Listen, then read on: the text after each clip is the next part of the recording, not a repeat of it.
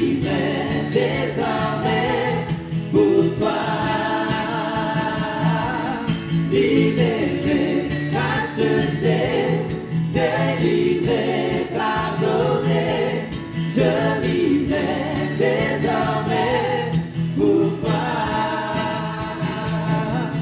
Libéré, racheté, délivré, pardonné, je vivrai désormais. Voilà, bienvenue aux familles, aux amis,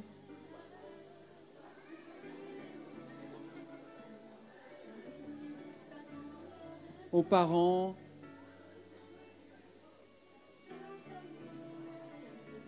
aux chrétiens de cette église, bienvenue à chacun. Installez-vous, prenez place, venez.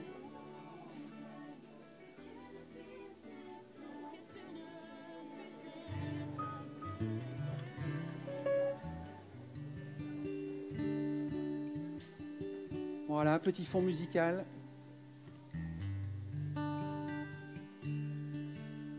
L'équipe de louange va s'installer.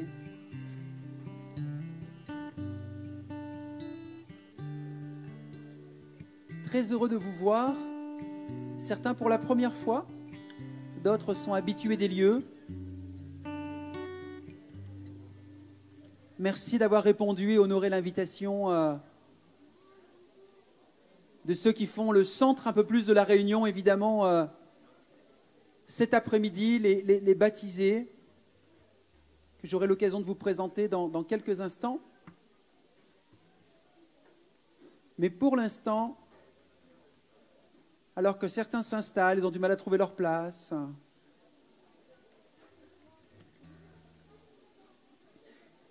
Là, il fait moins chaud, là, il fait plus frais.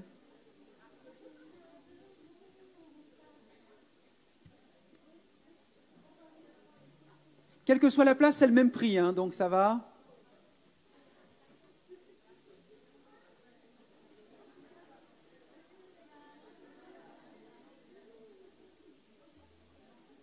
Et on est mieux cet après-midi ici à l'intérieur qu'à l'extérieur.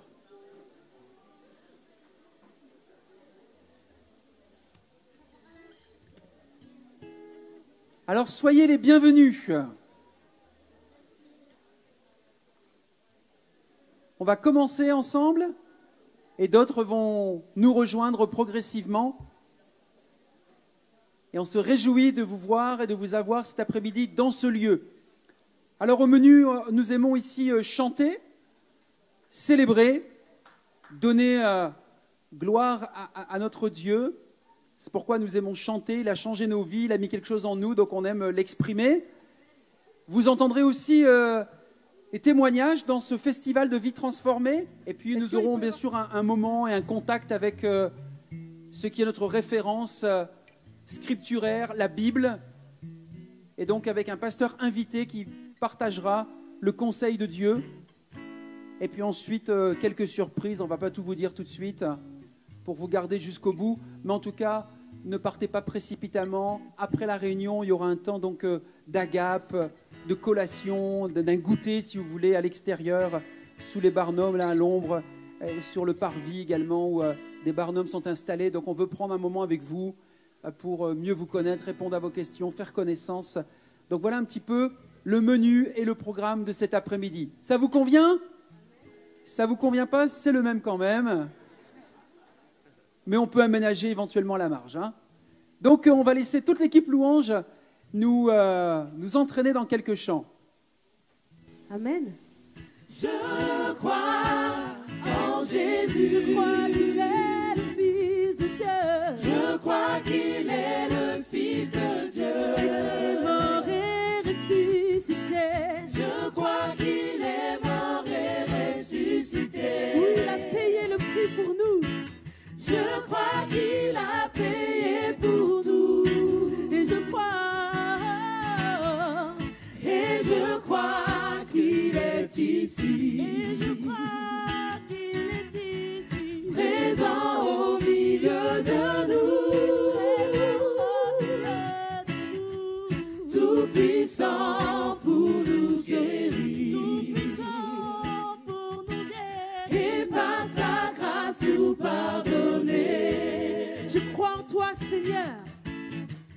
Je crois en toi, Seigneur. Tu es le Fils de Dieu. Je crois que tu es le Fils de Dieu. Après ta mort, Dieu t'a ressuscité. Je crois que tu as payé pour tout. Et je crois que tu es là. Et je crois Tu es là, que tu Seigneur, es présent au milieu de là. nous. Je crois que tu es là. Présent au milieu de nous. Tout puissant pour nous guérir. Tout-puissant pour nous guérir. Et par sa grâce nous pardonner. Et je crois que tu es là. Et je crois que tu es là. Je crois que tu es là. Présent au milieu de nous. Tout puissant pour nous guérir. Tout-puissant pour nous guérir. Et par sa grâce nous pardonner. La victoire est à nous, la bataille est au Seigneur. Hosanna, Hosanna. Aucun ennemi ne tient devant ses louanges. Hosanna, Hosanna. Ah, la victoire est à nous, la bataille est au Seigneur. Hosanna, Hosanna. Aucun ennemi ne tient devant ses louanges. Hosanna, Encore. Hosanna. Hey, la victoire est à nous, la bataille. Hosanna. Nous avons la victoire. Hosanna. Sur tous nos ennemis. Hosanna. Nous avons la victoire. Hosanna. Sur tous nos ennemis. La victoire est à nous, la bataille est au Seigneur. Hosanna, Hosanna. Aucun ennemi ne tient devant ses louanges. Hosanna, Oui, Hosanna. la victoire est à nous, la bataille est au Seigneur. Hosanna, Hosanna. Aucun ennemi ne tient devant ses louanges. Hosanna, Hosanna, Hosanna. Nous avons la victoire. Hosanna, Hosanna. Sur tous nos ennemis. Hosanna, Hosanna. Nous avons la victoire. Hosanna. Sur tous nos ennemis. la victoire est à nous, la bataille est au Seigneur. Hosanna, Hosanna. Aucun ennemi ne tient devant ses louanges. Hosanna, Hosanna. La victoire est à nous, la bataille est au Seigneur. Hosanna, Hosanna. Aucun ennemi ne tient devant ses louanges. Hosanna, Alors laisse ta voix. Hosanna. Nous avons la Alors que nous victoire. louons, nous avons la victoire en son nom. Sur tous nos ennemis. Hosanna. Nous avons la victoire. Hosanna. Sur tous nos ennemis. Hosanna. Nous avons la victoire. Hosanna. Sur tous nos ennemis. Hosanna. Nous avons la victoire. Hosanna. Sur tous nos ennemis. Jéhovah est son nom. Jéhovah est son nom. Jéhovah est son nom. Jéhovah est son nom. Jéhovah est son nom. Jéhovah est son nom. Jéhovah est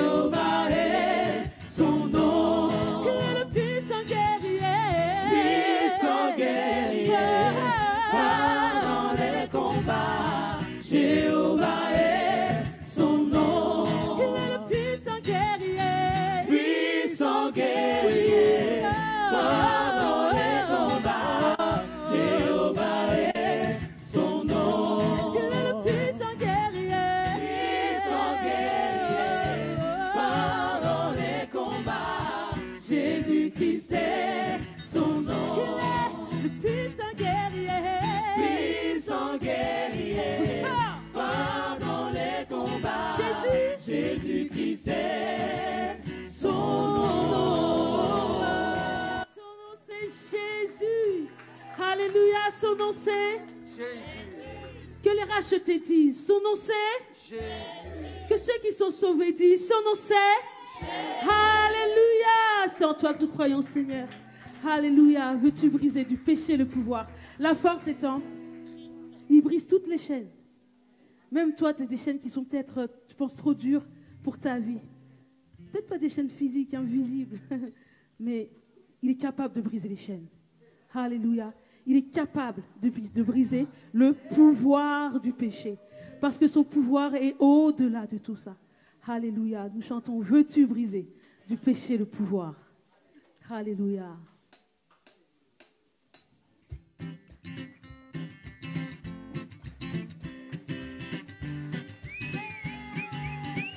Est-ce qu'il y a de la joie dans la maison de Dieu ce matin, ce midi, cet après-midi et chaque jour?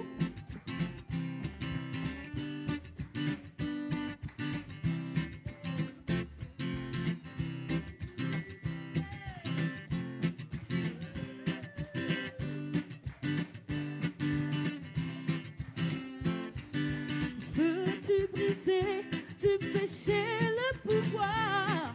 La force est en Christ, la force est en Christ.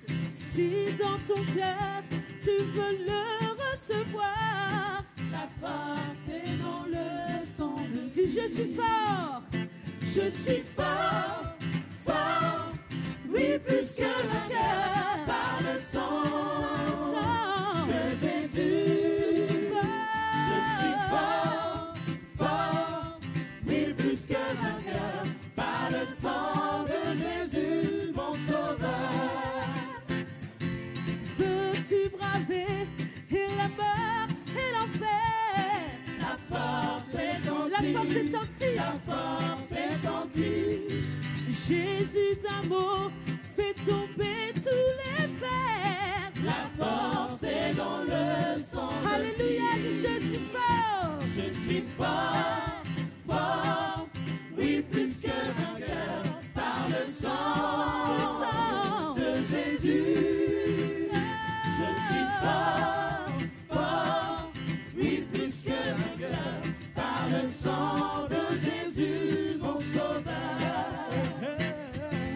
Veux-tu marcher toujours plus triomphant la force? La force est en La Christ, la force est en Oh Christ. oui, pour te garder, Jésus est tout puissant, la force. La force est dans le sang de Chantons-le, Christ. je suis fort. Je suis fort, Fort, fort, fort, oui plus que vainqueur par le sang de Jésus. Je suis fort. Je suis fort, Fort, fort, oui plus que vainqueur par le sang de Jésus, mon sauveur. Veux-tu du ciel t'approcher chaque jour? La La force est en Christ, La la force est en Christ. avec Jésus-Christ demeurer pour toujours. La force est dans le sang de Christ. Chantons-le, je suis fort. Je suis fort, Fort, oui plus que vainqueur par le sang de Jésus. qui s'est sacrifié. Je suis fort, oui plus que vainqueur par le sang de Jésus, mon sauveur. Je suis fort, oui plus que vainqueur par le sang de Jésus. Je suis fort, oui plus que vainqueur par le sang de Jésus, mon sauveur. Par le sang de Jésus, mon sauveur. Par le sang de Jésus, mon sauveur.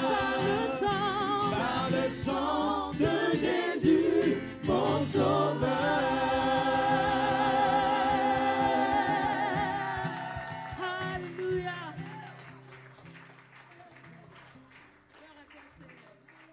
Merci Mama Kikouni pour cette chorégraphie.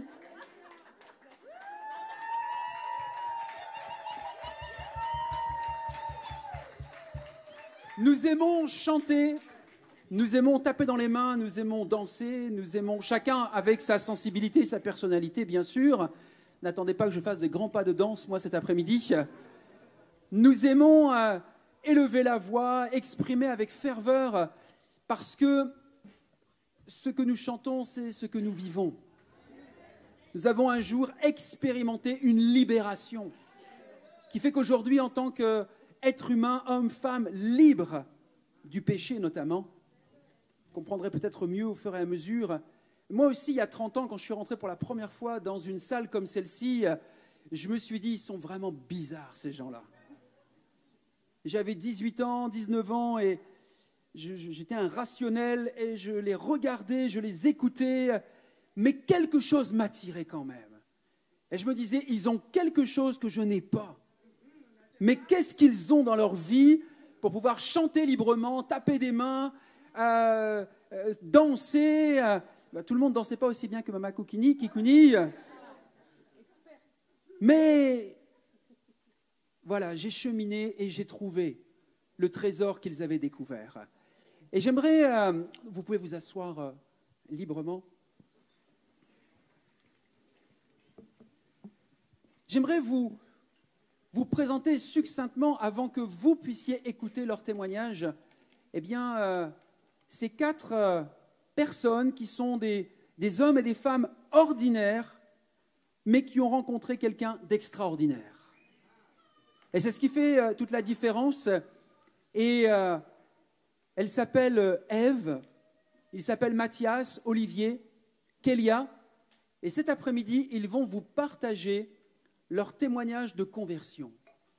Pourquoi ils ont décidé de prendre cet engagement par les eaux du baptême, un baptême qu'on appelle par immersion, comme Jésus nous le montre dans la Bible, la parole de Dieu, où Jésus, à l'âge d'une 30aine d'années, est allé au Jourdain, est allé vers un homme qui s'appelait Jean-Baptiste, dont lui, il avait une mission bien spécifique, c'était d'ouvrir le chemin, de préparer le chemin de la venue du Fils de Dieu, du Christ. Et à un moment, Jésus lui-même, le Fils de Dieu, alors qu'il aurait pu s'épargner cela, mais il l'a fait quand même pour nous laisser un exemple, un modèle à travers toute l'histoire. Il est passé aussi par les eaux du baptême. Et bien sûr, depuis 2000 ans, il y a des hommes et des femmes qui sont encore baptisés par immersion. Mais le baptême, c'est surtout, cet après-midi, ça va être symbolique, ce que vous allez voir. C'est surtout la signification dans la parole de Dieu du baptême par immersion, c'est l'engagement d'une bonne conscience devant Dieu. Et c'est pour ça que vous comprenez que l'engagement d'une bonne conscience, on ne peut pas le prendre à l'âge de 6 mois, à l'âge d'1 an. Et c'est arrivé à un certain âge où on doit comprendre quand même qu'est-ce que ça signifie, Dieu, la parole de Dieu, les Écritures, l'enseignement. Et c'est à partir de ce moment-là qu'on peut cheminer, prendre une décision et à un moment obéir et suivre l'exemple du Maître de Jésus-Christ. Et c'est ce que nos 4 amis ont décidé de faire cet après-midi. Et donc, on va leur laisser toute la place. Est-ce que vous pouvez les encourager ?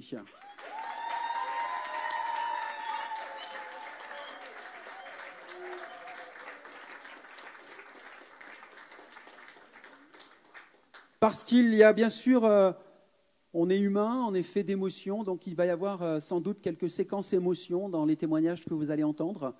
Ça fait partie de la réalité. Et donc on va laisser la place à Ève, qui a bien voulu inaugurer, ouvrir, non pas le bal, hein. Tu n'étais pas appelé à danser la Ève, mais juste à exprimer ce que Jésus a fait pour toi dans ta vie. Viens, toute la place est à toi, et ensuite...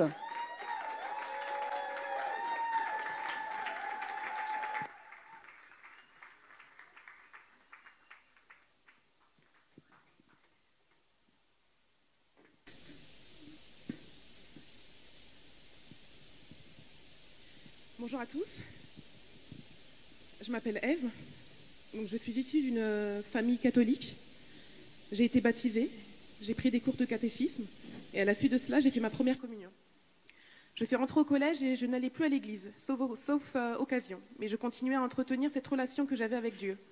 Je priais très régulièrement, presque tous les soirs dans mon lit, et je me sentais réellement écoutée quand j'étais enfant puis adolescente. Par la suite, vers l'âge de 22 ans, j'avais un petit entourage amical musulman et j'avais aussi observé la conversion progressive à l'islam de l'un de mes grands frères et j'ai fini par moi-même me convertir à l'islam. J'ai appris à faire la prière différemment et je faisais le jeûne du Ramadan et cela pendant 6-7 ans. Avec le recul, je pense que je voulais sérieusement m'engager dans la religion, mais je ne connaissais pas encore de chrétiens engagés et pratiquants. Inconsciemment, j'ai peut-être pensé qu'il n'y en avait pas, ou peu, et je me suis un peu dispersée. Dans la religion musulmane, tu ne peux pas prier à n'importe quel moment sans avoir effectué certaines choses. Et moi, j'ai toujours gardé en tête ces moments de prière que je faisais le soir étant plus jeune.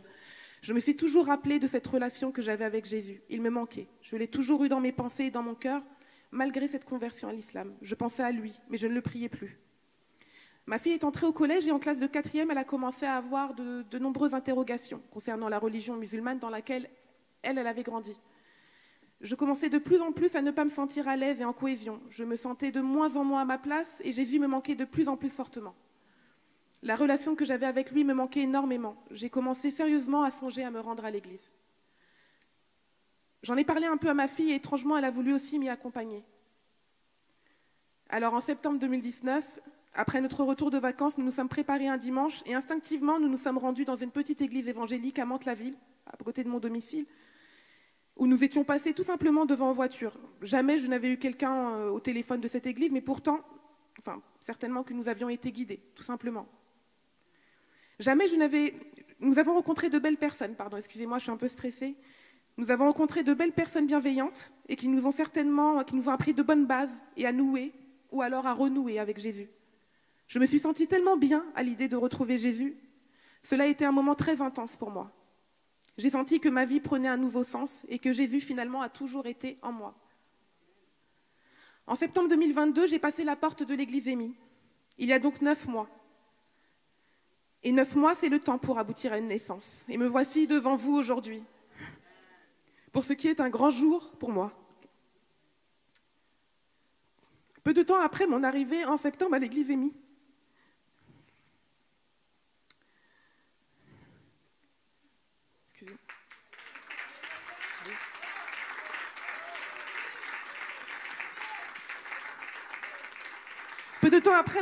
le pasteur Laurent m'a offert le livre « Qui est Jésus ?» Excusez-moi, je ne vois plus rien du coup. Et j'en ai lu une grande partie. Cela m'a donné encore plus envie de découvrir Jésus profondément et de lui donner ma vie. J'ai aussi été frappée par cet accueil rempli de bienveillance et j'ai encore plus le sentiment d'être appelée par Dieu.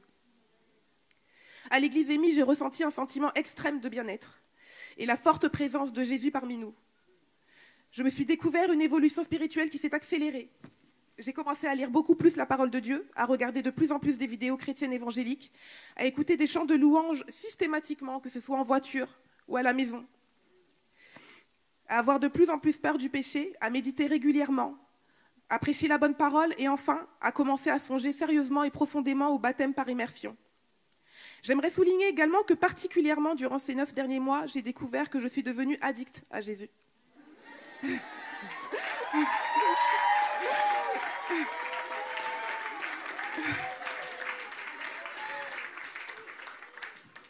Et contrairement aux autres addictions, il me fait du bien.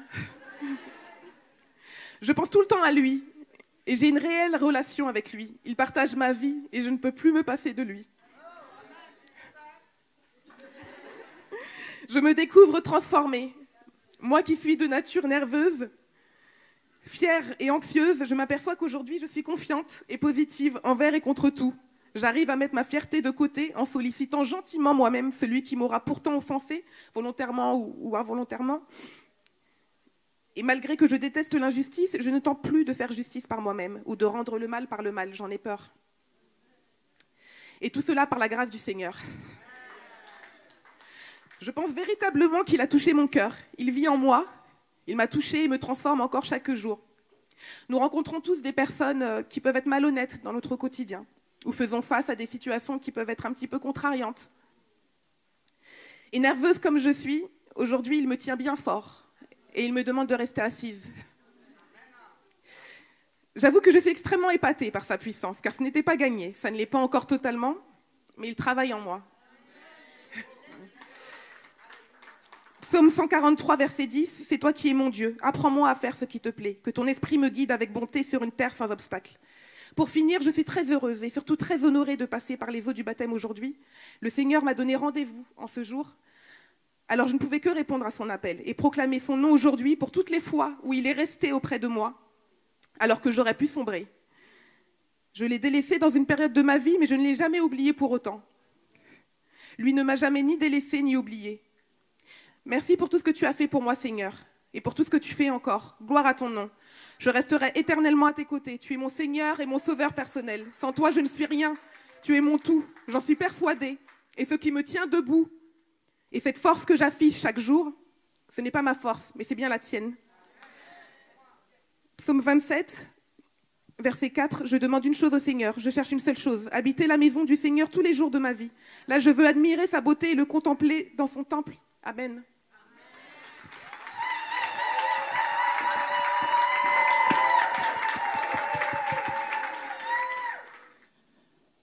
Comment vas-tu, Ève? Ça va, merci. Par la grâce du Seigneur, ça va très bien, merci. Je ne vais pas demander après Adam parce qu'il ne s'agit pas de Ève de Genèse.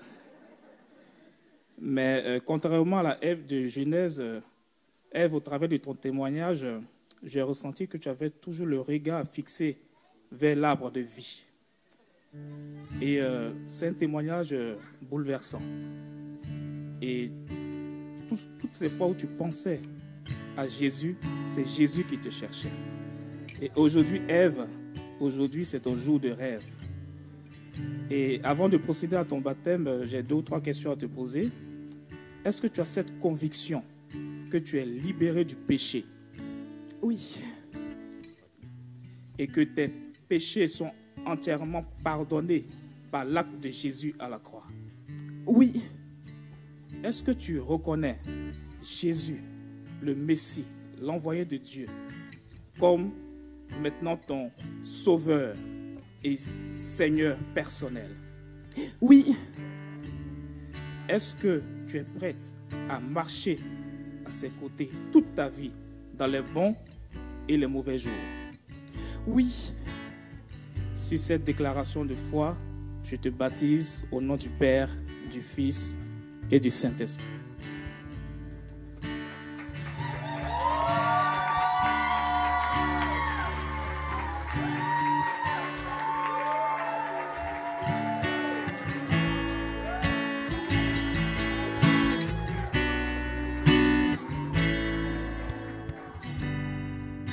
Son nom est si merveilleux, sa beauté est sans pareil.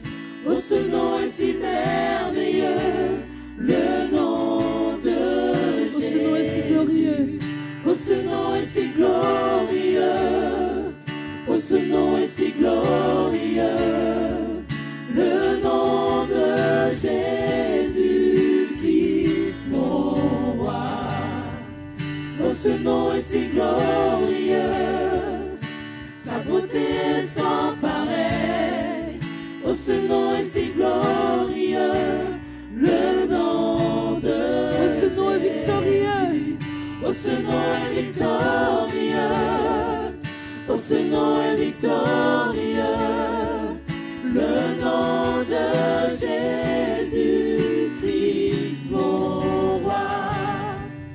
Oh, ce nom est victorieux. Sa puissance est sans pareil. Sa puissance est sans pareil. Oh, ce nom est victorieux, le nom de Jésus. Alléluia. On va appeler le deuxième futur baptisé, donc en la personne de Mathias.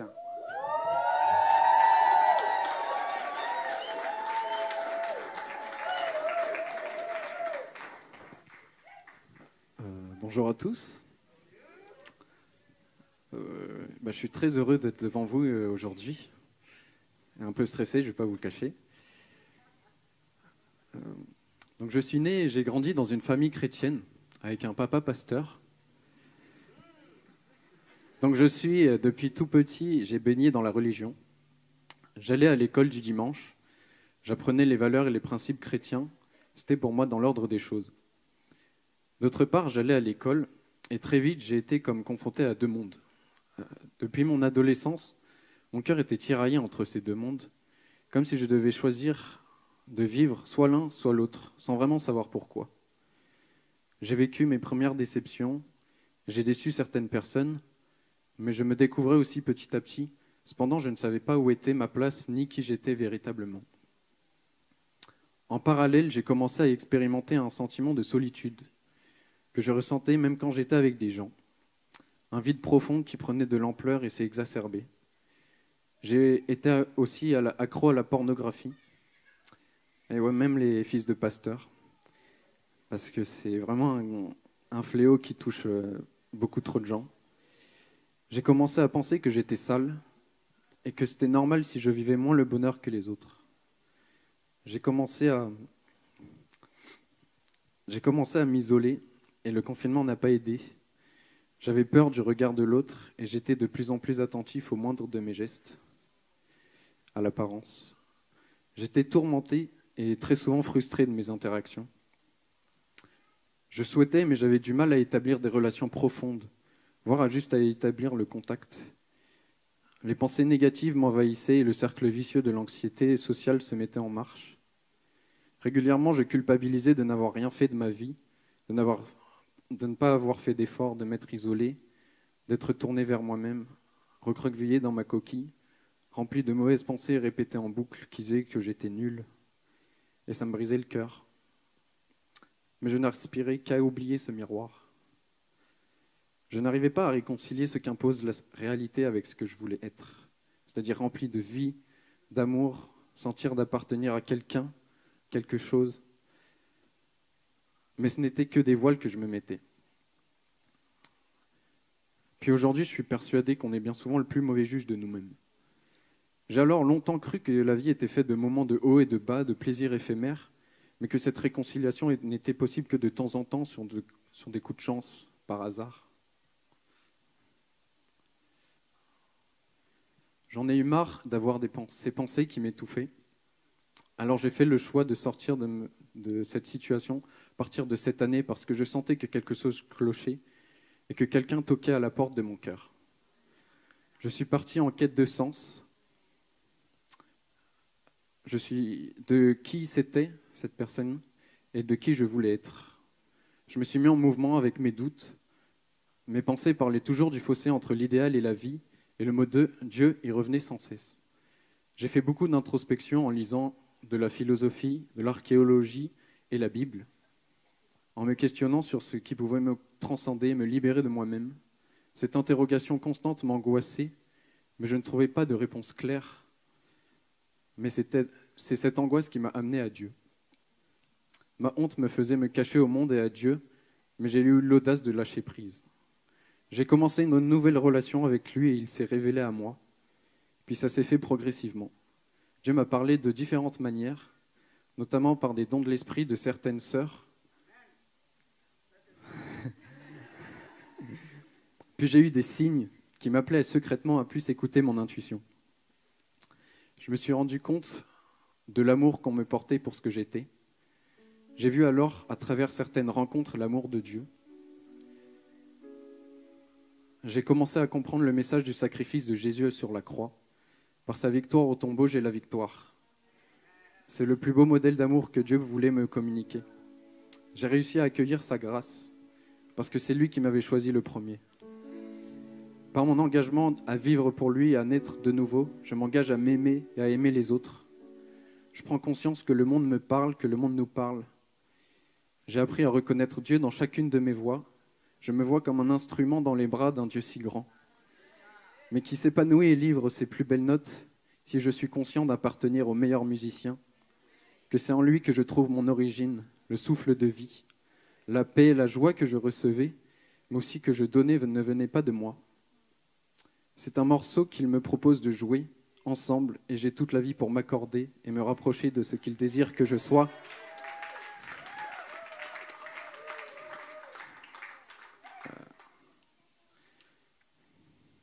J'étais fatigué de moi-même, mais aujourd'hui, je n'ai jamais été aussi éveillé et à l'écoute des autres, de ce qui m'entoure, de Dieu. Je me rappelle tous les jours l'importance de fonder ma vie sur ce que je crois et non sur ma façon d'agir ou la mauvaise perception de moi-même. Je crois que je suis un enfant de Dieu, une pierre vivante. Je me suis réconcilié avec lui. Je base mon espoir sur son amour et sa justice. La beauté de la vie qui m'est donnée, cet espoir qui me renouvelle, c'est ce que je veux témoigner, transmettre et manifester à ceux que j'aime, à celles que j'aime et à mon prochain. En faisant cela à travers tout ce que j'entreprends, j'ai trouvé un sens à ma vie. Je veux devenir un exemple de croissance, pas de perfection comme je pensais. Je désire être l'écho de sa voix.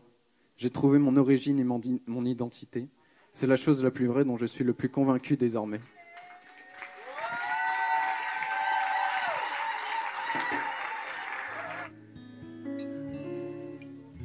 Mathias, c'est ton papa pasteur qui va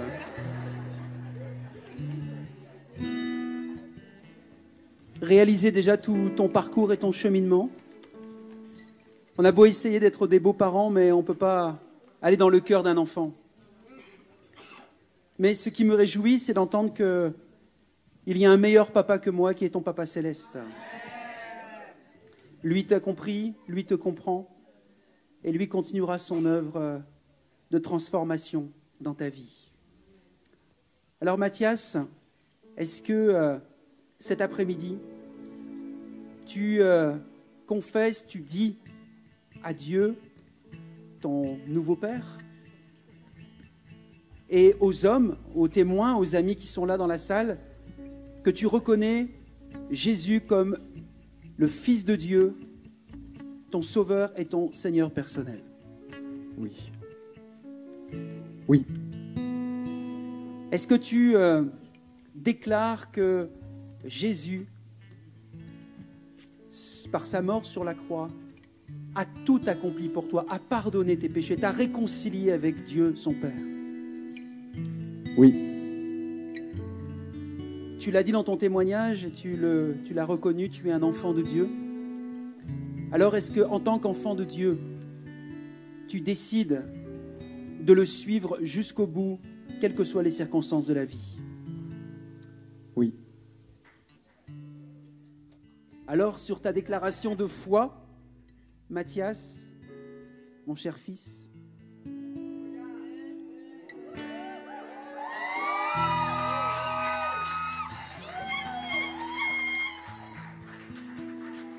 ah non, je gère mes émotions, vous inquiétez pas. Je ne rajouterai pas d'eau à cette bassine. Je vais te baptiser au nom du Père, du Fils et du Saint-Esprit.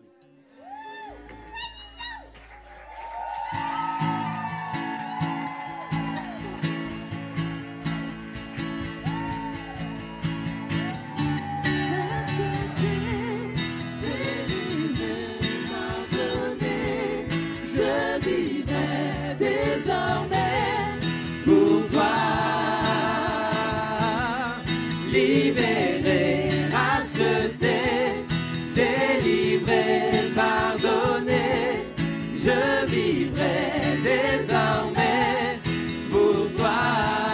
Libéré, libéré, racheté, délivré, pardonné, je vivrai désormais pour toi.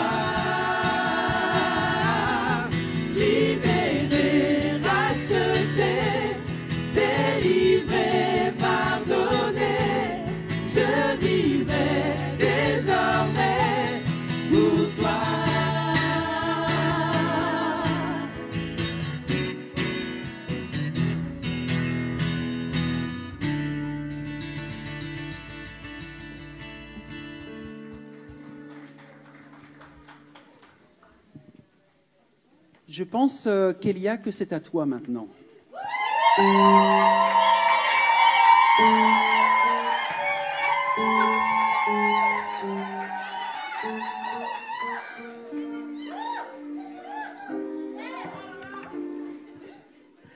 Alors bonjour à tous.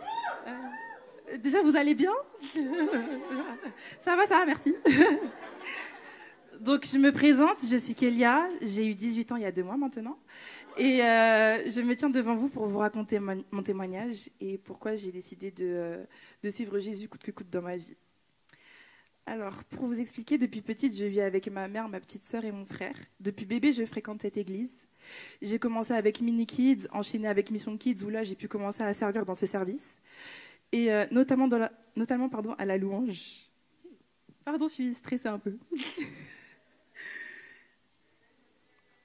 En résumé, les équipes, ma sœur et moi, ont créé des petites chorégraphies pour les enfants le dimanche, pour accompagner les chants. Donc j'ai grandi avec les enseignements de la Bible et en sachant que Dieu est amour et bon pour moi et qu'il est mort à la croix pour moi. Je pouvais répéter ça comme un poème, mais à mon petit âge, je n'avais pas vraiment expérimenté quelque chose de concret avec Dieu. Début collège, c'est pas un événement que je ne vais jamais oublier, je pense. C'est l'incident d'une copine que je considère vraiment comme une petite sœur. Cette personne-là est passée littéralement de la mort à la vie. Et c'est là que je me suis rendu compte qu'en fait, Dieu est vraiment réel, qu'il existe vraiment.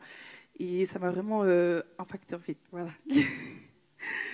Donc les années passent et je continue d'aller à l'église sans aller aux ados parce que j'étais timide et j'avais peur d'aller vers les gens. Et en parallèle, j'essayais de construire une relation avec mon Dieu. Je priais par-ci, par-là chez moi. Je devais prier également pour des contrôles ou des trucs comme ça, je pense. Mais ce n'était pas trop une habitude, ce n'était pas habituel. Et c'est en 2020, lors du confinement, que je me remets en question et que je me rends compte, enfin que je comprends vraiment en fait que le christianisme c'est plus qu'une religion, mais c'est surtout une relation avec Dieu avant tout. Donc cela peut paraître bizarre, mais c'était vraiment pas clair pour moi quand j'étais petite. Et de là, ma vision change et j'enchaîne les prédications, les temps d'intimité avec Dieu et tout et tout. Et j'étais bien, voilà. Donc il faut savoir que je suis une fille assez solaire, je souris tout le temps, je rigole tout le temps pour tout et pour rien. Mais ces derniers mois, c'était plutôt compliqué. Je vous ai mentionné le fait que je vis avec ma mère, ma sœur et mon frère. Et je n'ai pas vraiment vécu avec mon père parce qu'il s'est séparé de ma mère lorsque ma sœur est née, soit quand j'avais 1 an. Je vous épargne les détails, mais de là, ma sœur et moi devions aller chez lui un week-end sur 2 et c'était, enfin parce que c'était la procédure. Et pour aller chez lui, je ne vous cache pas que c'était assez compliqué. C'est-à-dire que premièrement, je suis très attachée à ma mère. Et je sais pas, je ressentais des choses et je voulais pas aller chez lui, je pleurais. Et franchement, c'était horrible pour moi. Je fais un bond et on arrive en mai 2021. Lorsque j'étais en seconde, mon père envoie une lettre à mon lycée destinée à moi, dans laquelle étaient écrites les phrases « Je veille sur vous et on me donne des nouvelles de vous ». Ma sœur avait reçu également une lettre pour elle dans son établissement scolaire. Et comment vous dire que j'étais assez apeurée. J'étais devenue comme un peu parano dans la rue. J'étais là, je marchais, à chaque fois je me retournais pour voir s'il n'était pas là. Franchement, j'avais peur de mon père. Voilà. Mi-octobre 2021, je suis en première générale. Cette boule au ventre était toujours présente, mais moins qu'au début, au début des faits. Mais vient s'ajouter un nouvel événement qui vient bousiller ma santé mentale, qui est le burn-out.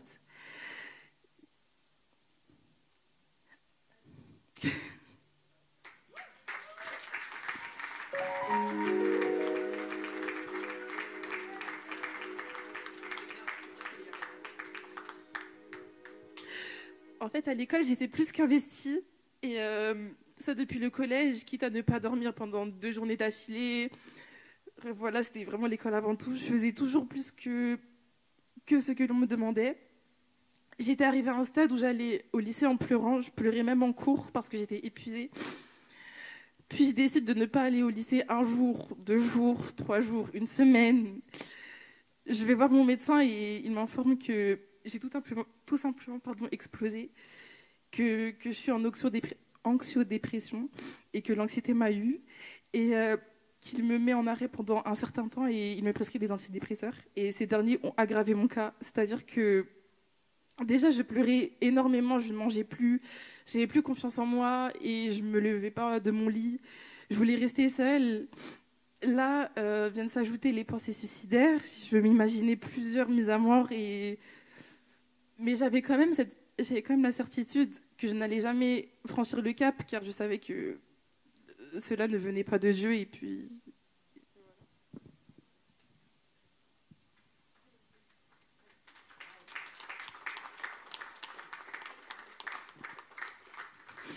Fin décembre 2021, je suis restée 4 jours à l'hôpital car mon état était...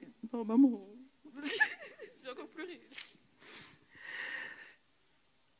Je suis restée 4 jours à l'hôpital car mon état était catastrophique. Je pense que j'aurais pu rester plus longtemps, mais j'ai supplié la psychiatre pour que je puisse rentrer chez moi et fêter le nouvel an avec mes proches. Je ne vous cache pas que concernant les mois qui suivent, j'ai comme un blackout, mais j'ai quelques flashbacks, comme le fait qu'on m'ait proposé d'aller en maison de repos pendant quelques semaines, ou alors que l'infirmière de mon lycée me propose de refaire mon année et de me reposer tout simplement. J'ai continué mon année de première, bien que j'étais très souvent absente. J'avais des professeurs incroyables qui me soutenaient. J'ai pu passer les épreuves du bac de français et puis j'ai eu ce dernier. Voilà, merci Seigneur.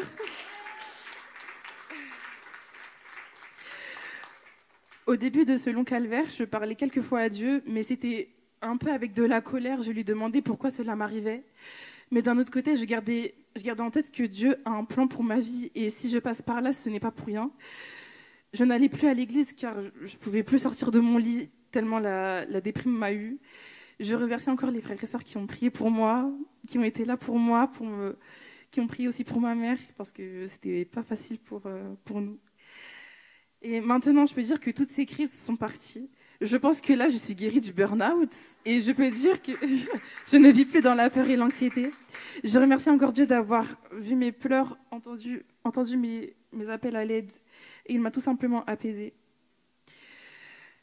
J'ai bien vu qu'il ne laisse pas ses enfants dans la détresse. Il suffit de croire en lui, de lui faire confiance et de ne pas être effrayé par différentes attaques car il sera toujours avec nous. J'aurais pu également vous parler de mes douleurs aux genoux qui ont disparu grâce à une prière d'une sœur, gloire à Dieu. Voilà. De ma relation, maman, avec la pornographie, la colère, le mensonge, oui, désolée, de l'amour que Dieu m'apporte au quotidien, d'écho également, mais par manque de temps, je dois m'arrêter là. Mais en conclusion, Dieu s'est montré plusieurs fois dans ma vie et pour lui remercier, je veux lui donner ma vie. Enfin, je lui ai donné ma vie. Avant Christ, j'étais égarée, j'étais colérique. Pour vous dire, je faisais même des fugues. Voilà. J'étais moqueuse du fait que je traînais avec des gens qui étaient dans cet état d'esprit. Mais d'un autre côté, j'étais très sensible et très timide. Je pouvais faire bonne figure devant les gens, mais arriver à la maison et quand j'étais avec mes proches, j'étais très différente.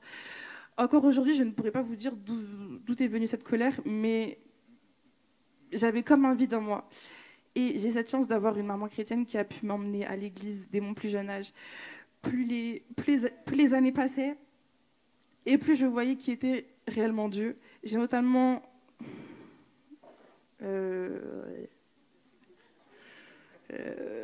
pardon. Un jour, j'ai décidé de mettre en pratique ce que j'apprenais à l'église, c'est-à-dire prier, me rapprocher de mon Dieu. Car à ce moment-là, je ressentais réellement ce besoin, et petit à petit, j'ai vu des choses se révéler à moi. Il a seulement fallu que je me rapproche de lui. Pas besoin de faire de grandes choses, de faire une prière bien complexe. Il suffit d'être simple et d'être le plus sincère possible et d'ouvrir son cœur. Dieu se tient à la porte. Il attend que tu lui ouvres cette dernière.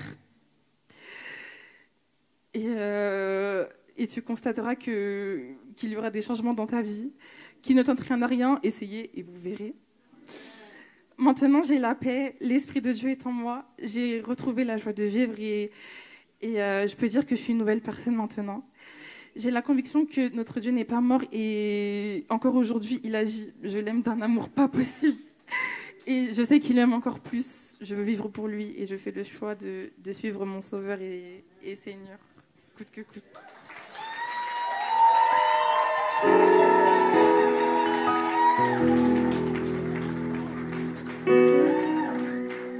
Merci Kélia. Vous avez compris que la dame qui est à côté, c'est sa maman? On voit qu'on peut être jeune, 18 ans, et déjà avoir vécu beaucoup de choses. Pas facile. On l'a entendu dans le témoignage précédent également. Donc on t'invite à rejoindre le baptistère et avec Hans, nous allons procéder au baptême. Ça va, Kélia? Notre chorégraphe? Pas trop stressé? Savons, c'est un jour tellement spécial pour toi. Et ce n'est pas évident hein, de se dévoiler comme ça en public. On dit des choses que peut-être on n'aurait jamais pu partager à quelqu'un. Mais avec la force de l'esprit, tu as pu le faire pour édifier, encourager aussi d'autres personnes à emprunter ce chemin. Et je suis vraiment heureux parce que c'est pour cet engagement, cette décision que tu as prise. Et que le Seigneur te bénisse davantage. Et avant de procéder au baptême, j'ai 2 ou 3 questions à te poser. Ce n'est pas 15, je t'ai fait une blague. Est-ce que tu crois que Jésus, le Fils de Dieu, est descendu sur cette terre pour te sauver? Oui, je le crois. Oui, je le crois. Est-ce que tu crois qu'il a pardonné tous tes péchés?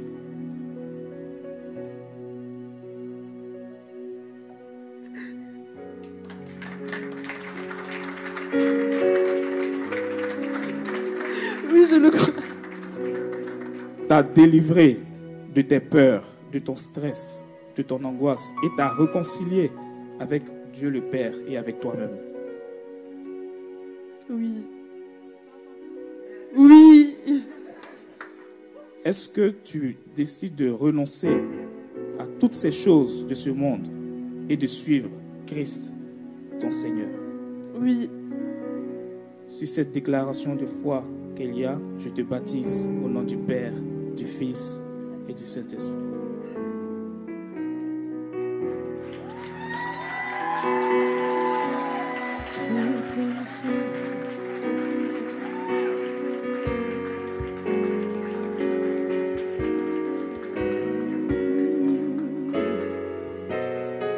Tu ferais un chemin au Père des miracles. Tu tiens tes promesses, lumière dans les ténèbres, mon Dieu.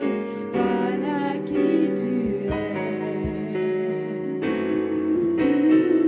Tu ferais un chemin au Père des miracles. Tu tiens tes promesses, lumière dans les ténèbres, mon Dieu. Voilà qui tu es.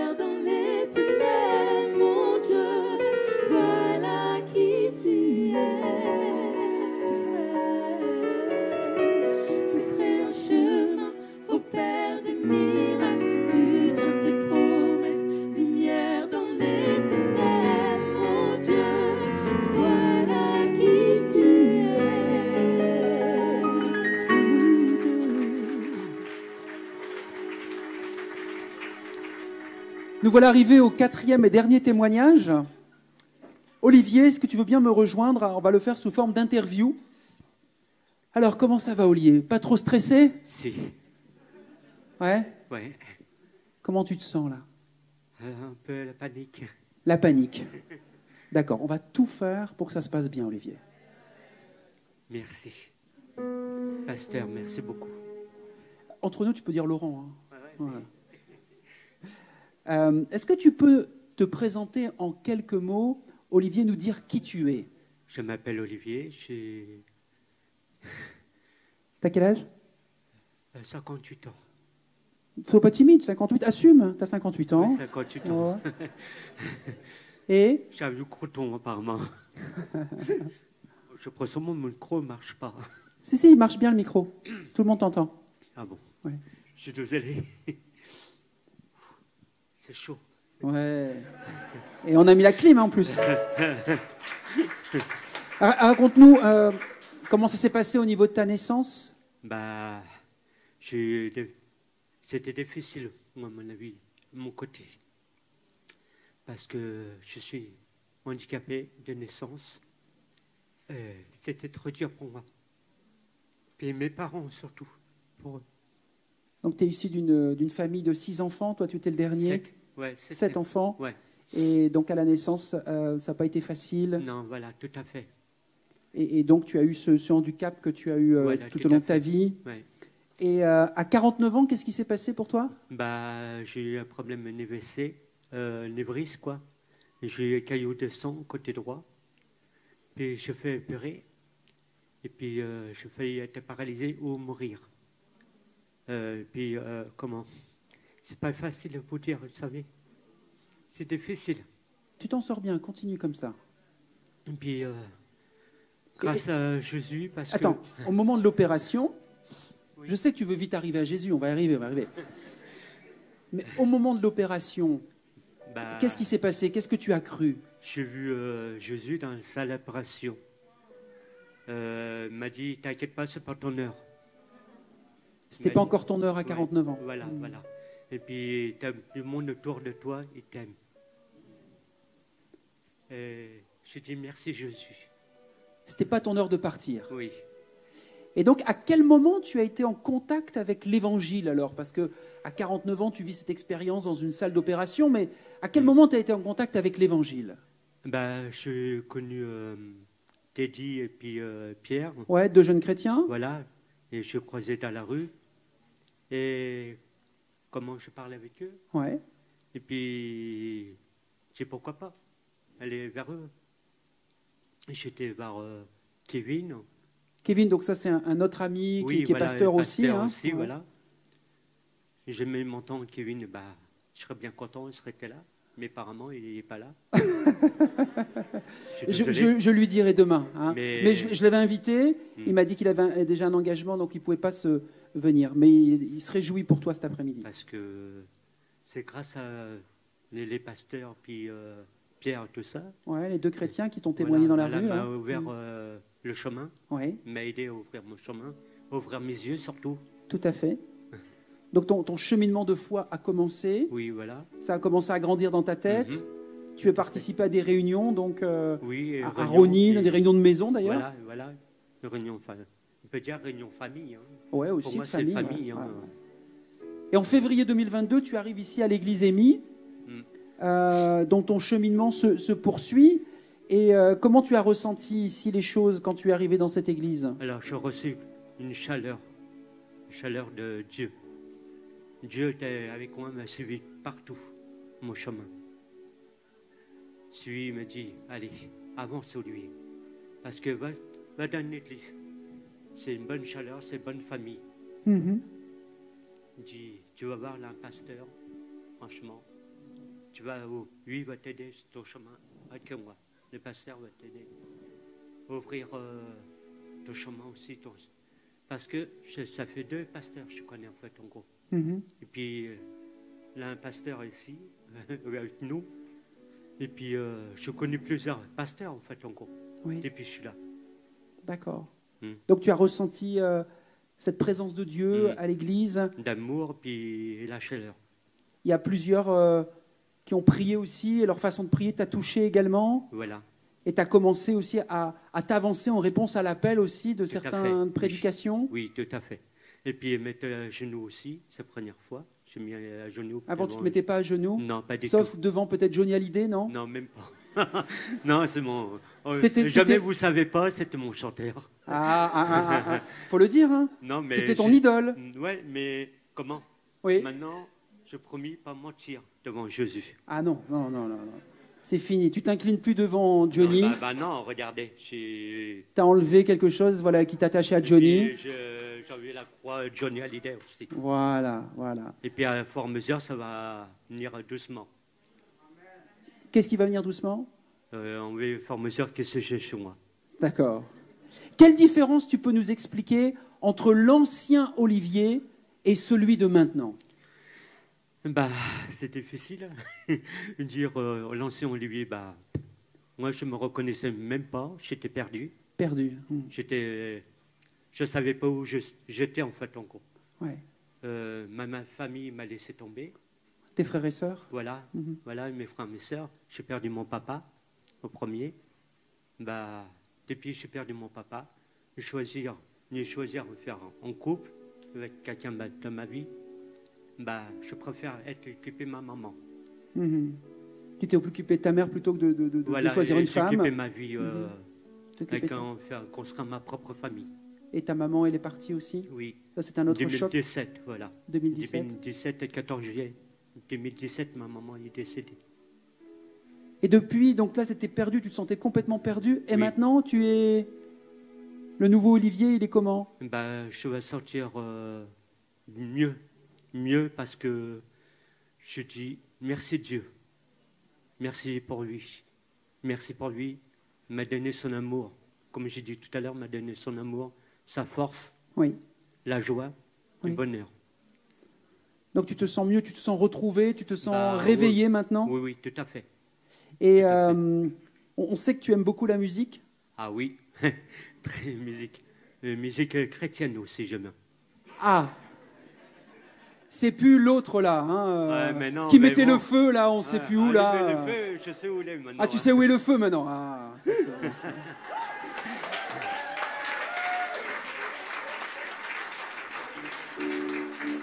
Donc les paroles des chants, ça te touche beaucoup. Les messages aussi que tu entends, c'est comme si ça entrait dans ta vie. Voilà, tout à fait. Comme je dis, je présente le pasteur, il est là avec moi. J'écoute ses paroles à chaque fois. Je viens le mardi et dimanche. Bah, à chaque fois, j'ai larmes aux yeux. Je ressens ça rentrer dans ma vie en même temps. Dans ses paroles, Donc ça t'a aidé à comprendre le message de l'amour de Dieu. tout à fait. Et dernière question avant d'aller te plonger. Mais je sais que ça va être aussi J'espère un qu'il n'y a autre pas trop stress. froide. Hein. Voilà. Pourquoi tu veux prendre le baptême aujourd'hui, Olivier? Parce que je veux avancer dans mon baptême. Je pression. C'est bizarre, mais je me demande comment ça va m'arriver ma nouvelle vie. Je me pose des questions.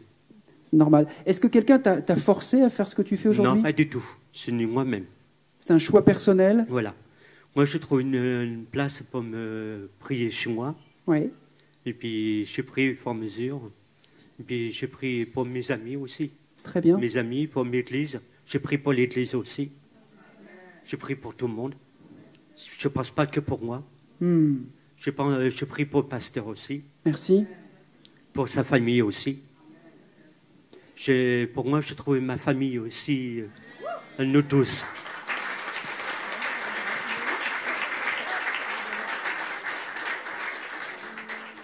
Ouais, je pense qu'on peut aller là-bas maintenant, Olivier, si tu veux bien. Je fasse mon bain. Oui, ton bain maintenant. Allez. C'est bain de minuit ou bain de... Non, c'est pas le bain de minuit. On va aller au bain de 4 heures. On y va. Donc, toi, tu passes par là, Olivier. On va te guider. Olivier, ce temps et ce moment que tu attendais est arrivé. Comme c'est indiqué sur ton beau t-shirt, est-ce que tu considères, Olivier, que tu es libéré, pardonné et justifié? Oui. Est-ce que tu dis publiquement cet après-midi que Jésus, le Fils de Dieu, est ton sauveur personnel? Oh oui, ça c'est sûr. Est-ce que tu reconnais que toi, tu es un pécheur, que tu avais besoin de ce sauveur et que par la grâce de Dieu, aujourd'hui, tu es pardonné de tes péchés? Oui. Donc, le quatrième mot qui est sur ton t-shirt, c'est missionner. Ça veut dire, est-ce que tu acceptes maintenant cette mission que Jésus nous a donnée d'être son témoin chaque jour? Oui. Alors, sur ta déclaration de foi, Olivier, je vais te baptiser au nom du Père, du Fils et du Saint-Esprit.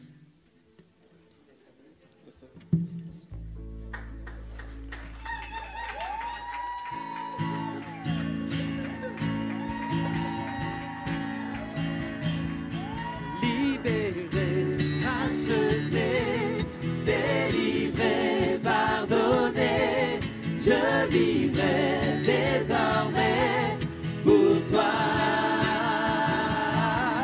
Libéré, racheté, délivré, pardonné, je vivrai désormais pour toi.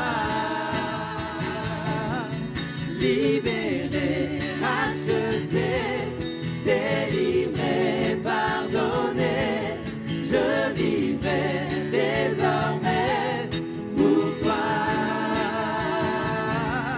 Libéré, racheté, délivré, pardonné, je vivrai désormais pour toi.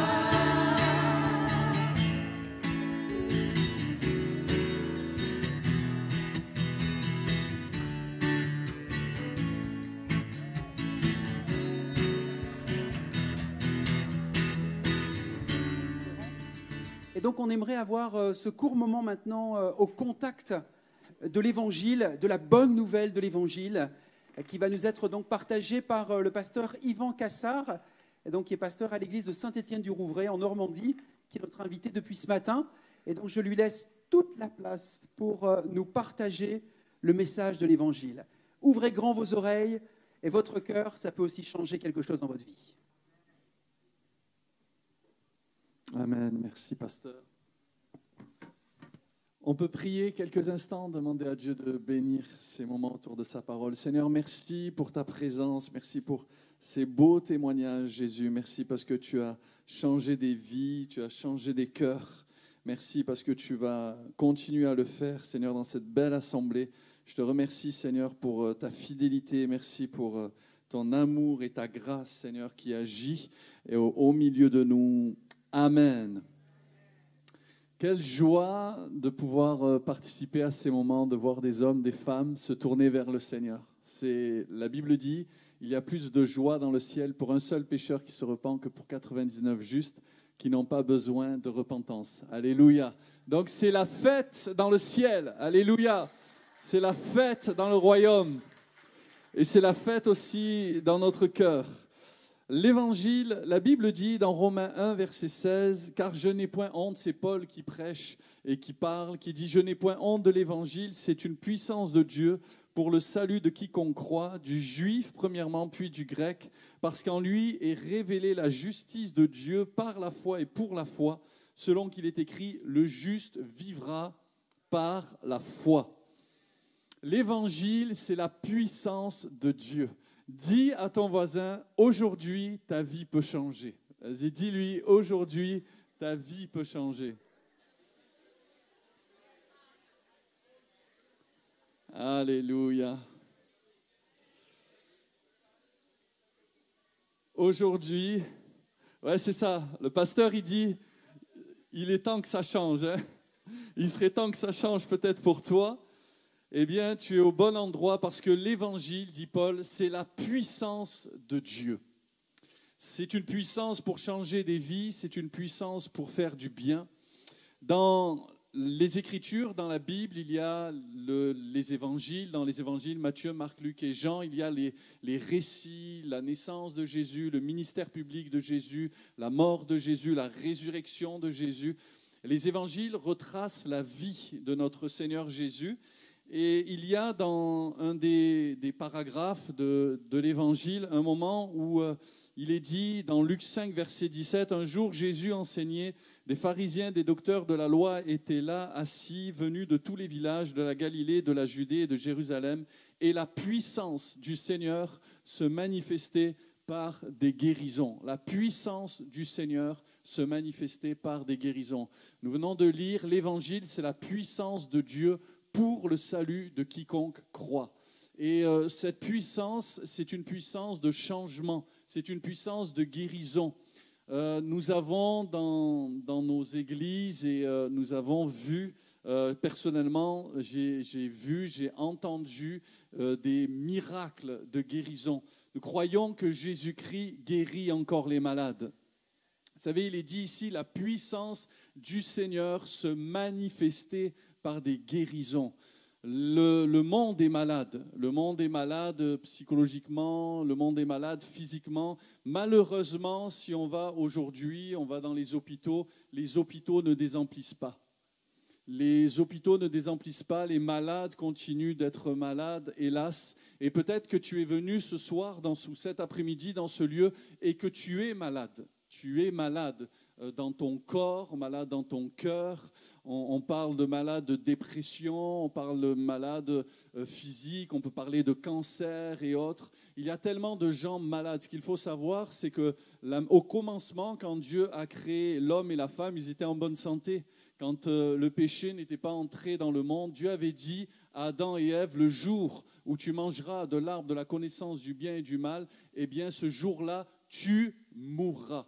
Et malheureusement, sous la pression de la tentation démoniaque de Satan, l'homme et la femme ont désobéi à Dieu, ils ont consommé de l'arbre défendu et la Bible dit qu'à partir de ce moment-là, le péché est entré dans le monde et par conséquent, avec le péché, la mort. La Bible dit que le salaire de la désobéissance à Dieu, le salaire du péché, c'est la mort. Et ce n'est pas que la mort physique, c'est bien sûr la mort physique, mais c'est la mort qui est la séparation d'avec Dieu. Là, il y a des choses qui peuvent mourir dans notre vie. Par exemple, une des choses qui peut mourir très vite quand on grandit sur cette terre, c'est qu'on peut perdre notre innocence. On peut mourir à notre paix. On peut mourir à notre joie. On entend cet après-midi, parfois on se divertit et on se dit, mais est-ce que c'est possible que je sois vraiment heureux ? Mais le péché, une des choses que ça a fait, ça a tué notre potentiel bonheur dans notre cœur. Le péché tue le bonheur. Le péché tue la joie. Le péché est mortel. Et la Bible dit bien, que par la grâce de Dieu, un jour, Dieu a envoyé Jésus sur la terre pour nous réconcilier avec le bonheur, pour nous donner la vie, pour nous donner la joie, pour nous donner la santé également. La Bible dit ceci dans Actes 10, verset 38. Un jour, l'apôtre Pierre est allé prêcher chez un dénommé Corneille, on a un petit peu parlé ce matin, et Pierre va résumer l'évangile. Si on se dit, mais c'est quoi le christianisme ? C'est quoi l'évangile ? Qu'est-ce qui se passe dans les réunions où Jésus est ? La Bible dit, Acte 10, 38, « Vous savez comment Dieu a oint du Saint-Esprit et de force Jésus de Nazareth qui allait de lieu en lieu, faisant du bien et guérissant tous ceux qui étaient sous l'empire du diable, car Dieu était avec lui. » Alléluia. Jésus a mis un coup de grâce à Satan. Jésus a vaincu Satan. Jésus a délivré les souffrants partout où Jésus passait. Quand Jésus était quelque part, la vie des bien-aimés changeait. Jésus est ici cet après-midi. C'est pour ça que je dis, ta vie peut changer. L'évangile, c'est la puissance de Dieu pour le salut de quiconque croit. La Bible dit, vous savez comment Dieu a oint du Saint-Esprit de force Jésus qui allait de lieu en lieu et guérissant tous ceux qui étaient sous l'empire du diable. Satan est puissant, mais Jésus est plus puissant que Satan.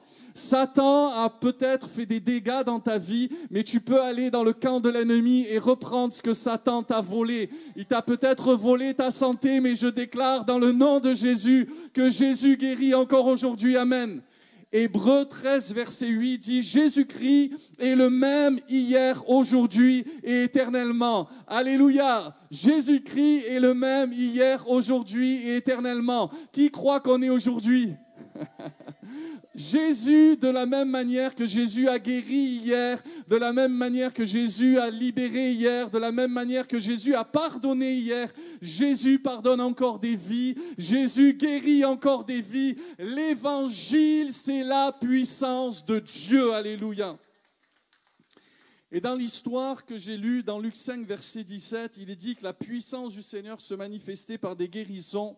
Et voici, à un moment donné, des gens vont porter sur un lit un homme qui était paralytique, qui cherchait à le faire entrer et à le placer sous ses regards, les regards de Jésus. Mais comme ils ne savaient par où l'introduire à cause de la foule, ils montèrent sur le toit et ils le descendirent par une ouverture avec son lit au milieu de l'assemblée, devant Jésus. Et il est dit, verset 20, « Voyant leur foi, Jésus dit, « Homme, tes péchés te sont pardonnés. » Alléluia.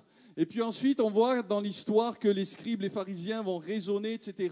Ils vont dire, mais qui peut pardonner les péchés? Et Jésus, connaissant leurs pensées, prit la parole et leur dit, quelle pensée avez-vous dans vos cœurs? Lequel est le plus aisé de dire, tes péchés te sont pardonnés, ou de dire, lève-toi et marche? Et Jésus va dire, or, afin que vous sachiez que le Fils de l'homme a sur la terre le pouvoir de pardonner les péchés, parce que Jésus n'est pas un homme normal, on va dire. Il a le pouvoir de pardonner les péchés. Il va dire, je te l'ordonne, dit-il, au paralytique, lève-toi, prends ton lit et va dans ta maison. Et à l'instant, il se leva en leur présence, prit le lit sur lequel il était couché, il s'en alla dans sa maison, glorifiant Dieu. Ils vont dire, waouh, on a vu des choses étranges aujourd'hui.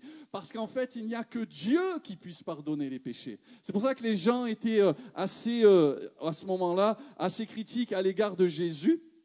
Mais l'évangile, c'est la puissance de Dieu pour le salut de quiconque croit. Ces hommes ne pouvaient pas entrer leur ami malade parce que la foule avait rempli la place. Et l'Écriture dit qu'ils vont faire un trou dans le toit, ils vont descendre l'homme, bon, c'est un peu risqué tout ça, et ils vont le mettre devant Jésus. Et la Bible dit que Jésus, voyant leur foi, c'est par la foi qu'on obtient les bénédictions de Dieu. Si tu ne crois pas, Dieu ne pourra pas agir dans ta vie. Si tu ne places pas ta foi en Dieu, Dieu ne pourra pas agir dans ta vie. Nous avons lu au commencement, l'Évangile, c'est la puissance de Dieu pour le salut, pour la délivrance, la guérison, pour le pardon de quiconque croit. C'est la puissance de Dieu, mais il faut croire. Ce qui active la puissance de Dieu dans notre vie, ce n'est pas notre perfection, ce n'est pas nos œuvres, c'est la foi. Et il est capital de croire. La Bible dit qu'il est impossible de plaire à Dieu sans la foi. Jésus va voir la foi manifestée de ces hommes. Cette foi a été manifestée au travers du fait qu'ils ont ouvert. Ils ne sont pas laissés découragés par les obstacles apparents. La foi triomphe des obstacles. La foi face aux montagnes. Jésus dira, si vous aviez de la foi, comme un grain de sénévé, vous diriez à cette montagne, montagne, ôte-toi de là, jette-toi dans la mer, et elle vous obéirait. En réalité, tu peux créer ton propre monde, un monde de possibilités si tu as la foi, alléluia. Cet après-midi, si tu places ta foi en Jésus, pas une religion, en la personne de Jésus qui peut changer ta vie, je déclare dans le nom de Jésus que tu peux guérir, tu peux être pardonné, tu peux être renouvelé par la puissance de Dieu. La foi illuminera ta nuit. C'est la foi qui sauve, c'est la foi qui délivre. Un homme de Dieu, un jour, a dit, quand il a redécouvert le principe de la foi, cet homme, c'était Martin Luther, à une époque où l'Église était très basée sur les œuvres, sur les performances religieuses, les rituels, beaucoup d'encombrements. Il va revenir à la simplicité de la foi en disant ceci, un credo essentiel, l'écriture seule, la grâce seule et la foi seule. L'évangile, c'est pas compliqué, c'est accessible même aux enfants. Un enfant peut recevoir Jésus. Un enfant peut recevoir la grâce de Dieu. Un enfant peut croire dans l'Écriture. L'apôtre Paul dira, c'est par la grâce que vous êtes sauvés, par le moyen de la foi, et cela ne vient pas de vous, c'est le don de Dieu. La religion, c'est l'homme qui essaie de s'élever vers Dieu. La grâce et l'évangile, c'est Dieu qui, dans son ciel, nous donne Jésus pour nous sauver, nous délivrer. L'évangile, c'est la bouée de sauvetage à un homme qui est en train de se noyer dans ses problèmes. Ici, on a tous un problème. Tous. Même moi, j'ai des problèmes. On a tous des problèmes. Mais la bonne nouvelle, c'est que l'évangile, c'est la puissance de Dieu pour nous sauver de tous nos problèmes. Jésus est la solution du monde. Jésus est ta solution. Jésus, c'est ton médecin. Jésus, c'est ton berger. Jésus, c'est notre chemin, la vérité, la vie, etc. Et je termine en disant ceci. Alors que ces hommes vont manifester la foi, Jésus va voir la foi de ces hommes et va dire ceci. Homme, tes péchés te sont pardonnés. Quel bel accueil! Bien-aimés, vos péchés ont été pardonnés à la croix du Calvaire il y a 2000 ans de cela. Jésus a pardonné tous les péchés. Tous nos péchés passés, présents et futurs ont été pardonnés par Jésus-Christ à la croix du Calvaire. Le sang de Jésus nous purifie, dit l'Écriture, de tout péché. Alléluia. Il est dit, mais il était blessé pour nos péchés, brisé pour nos iniquités. Jésus, le châtiment qui nous donne la paix est tombé sur lui et c'est par ses meurtrissures que nous sommes guéris. Cet homme dans l'Écriture est reparti chez lui, pardonné et guéri de ses maladies. Tu peux cet après-midi repartir de cette maison de prière pardonné et guéri de toutes tes maladies parce que Jésus-Christ est le même hier, aujourd'hui et éternellement. Amen. Et on acclame Jésus, le roi des rois. Alléluia. Seigneur, merci. Merci pour ta parole. Merci parce que ton évangile, c'est la puissance de Dieu. De la même manière que tu as guéri cet homme qui était paralysé, Seigneur, tu peux guérir des bien-aimés qui sont là peut-être paralysés dans leurs péchés, paralysés par la maladie, paralysés par un lourd passé. Saint-Esprit, je te prie afin que tu les délivres par ta puissance. Seigneur, merci parce que Jésus, tu es le Fils de Dieu qui a pardonné tous nos péchés à la croix du Calvaire.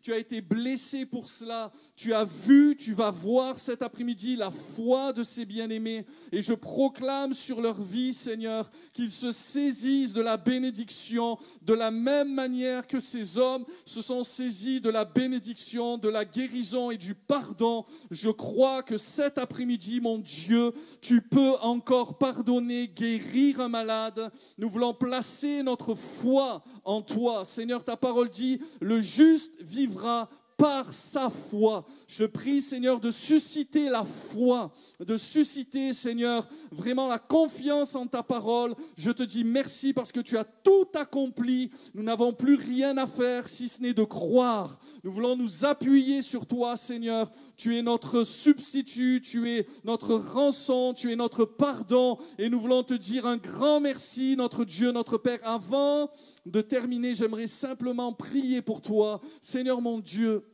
tu vois les bien-aimés qui sont là cet après-midi et qui entendent peut-être l'évangile pour là ou les premières fois.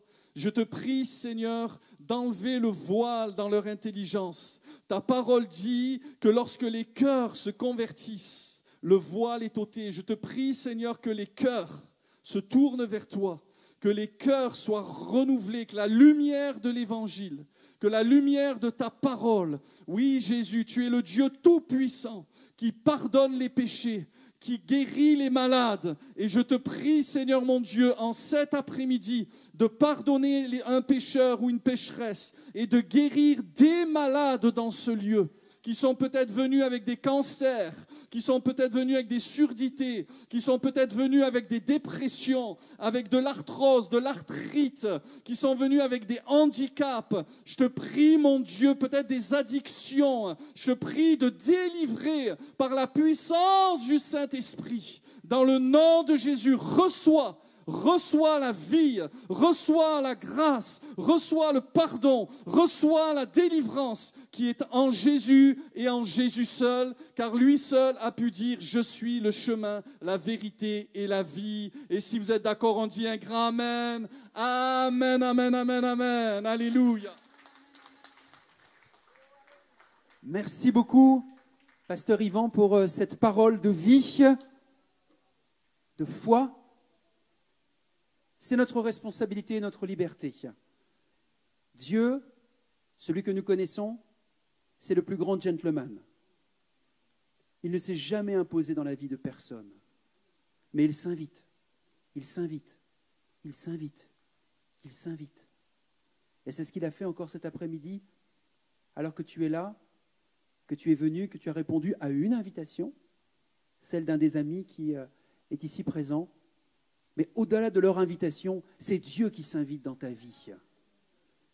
Et la plus belle et la plus grande des réponses que tu puisses accorder un jour dans ta vie, c'est de dire oui à Dieu.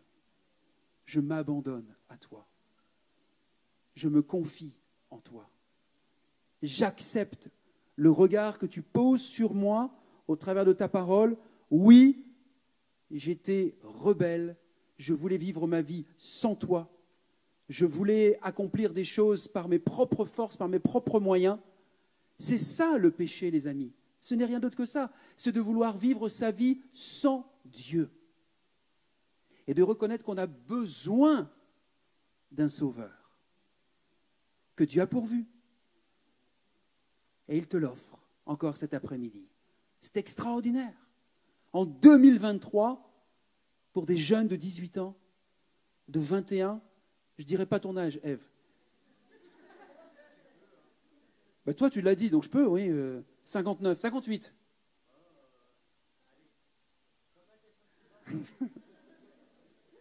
Quel que soit notre âge, Dieu s'invite.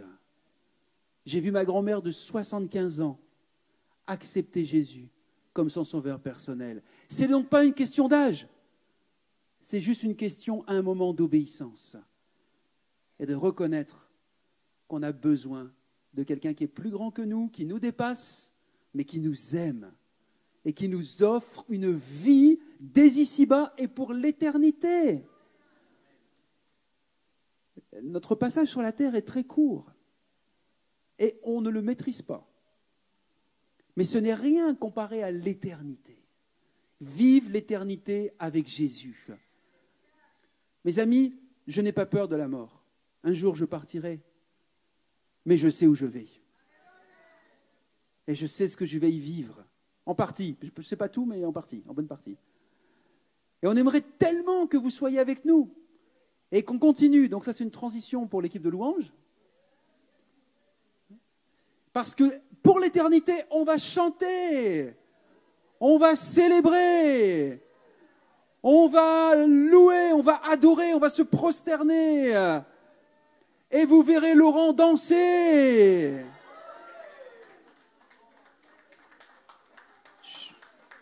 Je parlais pas de moi, je parlais d'un autre Laurent,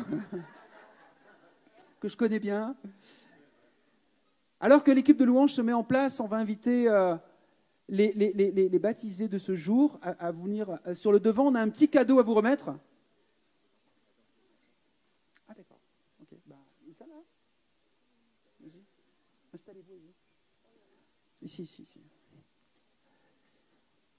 Et Marie-Claire et ses équipiers ont préparé donc un cadeau avec un diplôme. Le diplôme, c'est juste symbolique, mais c'est juste pour vous souvenir, vous rappeler de cet engagement que vous avez pris. Et puis, il y a d'autres surprises dans le paquet, vous verrez bien. Mais en tout cas, on est très heureux au nom de l'Église EMI de vous remettre ce cadeau cet après-midi. Et puis, on aimerait aussi, avec l'Église, eh bien, prier pour vous. Parce que c'est que le début de l'aventure, les amis. Vous êtes arrivés à la croix, mais derrière la croix, il y a tout le chemin de la vie. De cette vie de foi dont on a parlé tout à l'heure, et d'amour, et de relations. Alors, on veut prier pour vous. On va leur remettre tout de suite les cadeaux. Il y a des personnes qui sont pressenties pour vous remettre ça.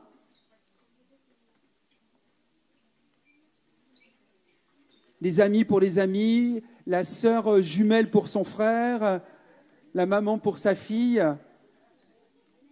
et une amie pour une amie.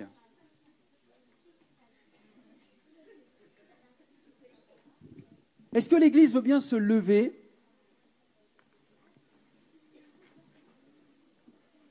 Parce que ce n'est pas l'histoire de la prière d'une personne, d'un pasteur qui fait plus de différence. C'est la prière de l'Église qui est importante. Ce sont vos frères et sœurs dans la foi maintenant. On a entendu tout à l'heure que notre ami Olivier disait qu'il priait pour nous. Eh bien, on aimerait te dire aussi, Olivier, comme Kélia, Mathias et Ève, que l'Église a déjà prié, mais continuera de prier pour vous. Les bonnes choses et parfois les situations plus difficiles qu'on peut traverser dans la vie. Alors, on va fermer nos yeux, on va élever nos voix ensemble, si vous le voulez bien. S'il y en a qui veulent tendre leurs mains, tendez vos mains vers les baptisés, vers Ève. Citez leur nom, leur prénom dans votre prière. Seigneur, merci pour ce que tu as fait dans la vie de nos amis. Seigneur, pour Kélia, pour Olivier, pour Mathias, pour Ève. Merci pour leur témoignage de transformation, mais tu n'en as pas fini avec eux. Au contraire, tu veux les amener encore plus loin sur le chemin de la vie, de la vérité, et Seigneur, de la justice, de l'amour. Seigneur, continue de les accompagner, qu'ils trouvent dans cette famille, la famille de Dieu, eh bien le réconfort, le soutien, l'encouragement, l'écoute dont ils vont avoir besoin pour continuer d'avancer, de progresser, Seigneur, de cheminer avec toi. Seigneur, nous les bénissons en ton nom, nous invoquons ta protection divine, mais aussi ta provision pour leur vie. Merci Seigneur pour ta grâce et ta fidélité. Dans le nom de Jésus, nous avons prié. Amen. Amen.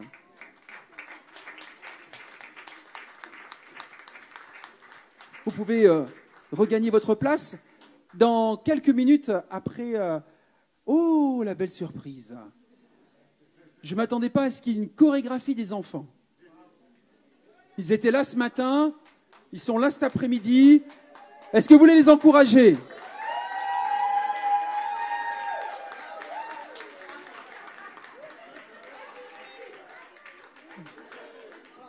Voilà, il y en a qui font passer des messages à leur famille. Cool que tu sois venu, bravo. Allez, on chante et on danse avec eux. 3 fois 7, 3 fois 7. Il m'a touché, touché, touché, touché. Il m'a touché, touché, touché. Il m'a touché, touché, touché. Il m'a touché, touché.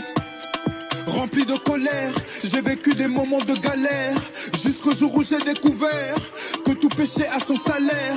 J'ai décidé de me ranger, à Dieu ma vie je l'ai abandonnée. Je ne sers pas Dieu pour les espèces, même si je suis de son espèce. Quand je pense à lui, mon cœur se réjouit. Il m'a souri quand tout est écrit. Il a entendu chacun de mes cris. Je suis à lui à vie. Autrefois j'étais perdu dans la boue du péché. Son sang m'a lavé, sa main m'a transformé. Il m'a touché, il m'a touché, il m'a touché, il m'a touché. Autrefois j'étais perdu dans la boue du péché.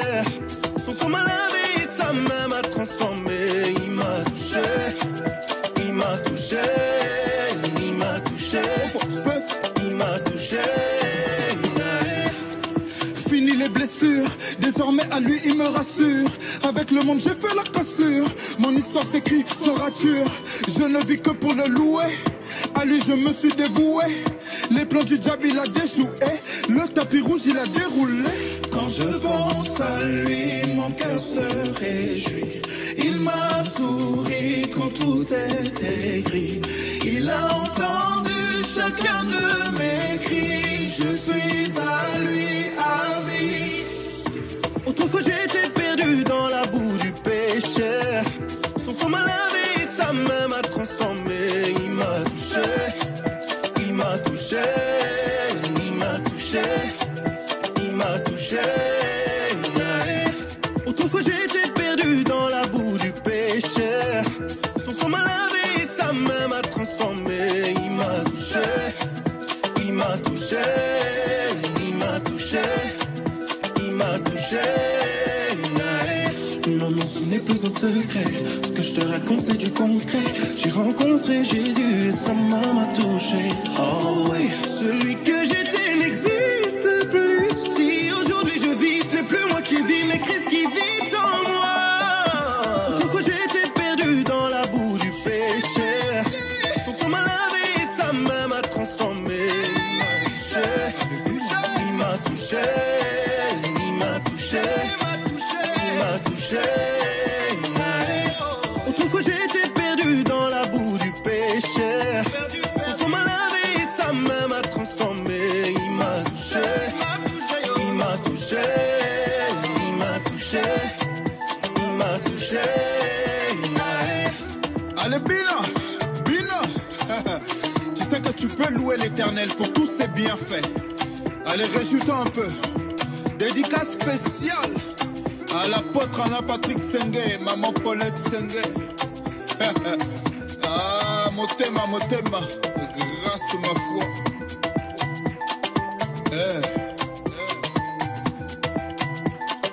Bina. 3 fois 7, 3 fois 7.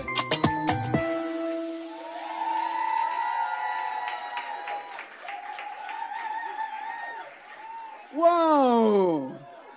Bravo les enfants. Et alors, animatrices chorégraphiques, continuez comme ça, vous êtes en bon chemin. Certaines sont en très bon chemin. On veut vous offrir la possibilité maintenant de prendre un temps de qualité, de convivialité, au travers donc de notre pot de l'amitié qui se déroulera donc sur le parvis, sur les côtés, il y a un barnum également. Donc on peut être un peu plus à l'ombre, ventilé. Merci beaucoup d'être venu, d'avoir répondu à l'invitation, d'avoir participé donc à cette réunion de baptême. Prenez le temps aussi si vous voulez faire des photos, c'est l'occasion maintenant cet après-midi. Et puis à tout de suite, donc on se retrouve à l'extérieur pour ce temps de partage.